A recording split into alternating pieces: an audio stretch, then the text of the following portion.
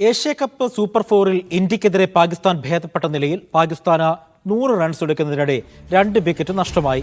Pak opener Farhan അർദ്ധ century നേടി. ടോസിനിടെ ഇന്നും ഇരു നായകന്മാരും ഹസ്തദാനം ചെയ്തില്ല.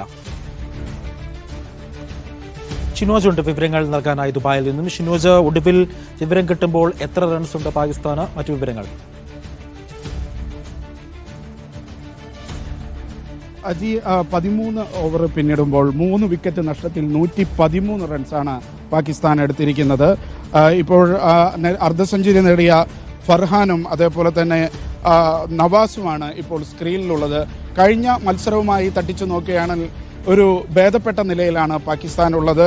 കാരണം ഇന്ത്യൻ ബൗളിങ്ങിനെ കണക്കിന് ശിക്ഷിക്കുന്ന വിധത്തിലുള്ള ഒരു ബാറ്റിംഗ് ആണ് ഷഹസാദ് ഫർഹാന്റെ നേതൃത്വത്തിൽ പാകിസ്ഥാൻ കാഴ്ചവെച്ചത്.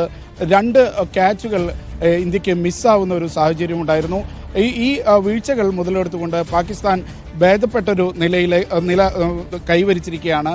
113 റൺസ് 3 വിക്കറ്റ് നഷ്ടത്തിൽ സ്കോർ ചെയ്തിരിക്കുന്നു ഇപ്പോൾ. ശരി.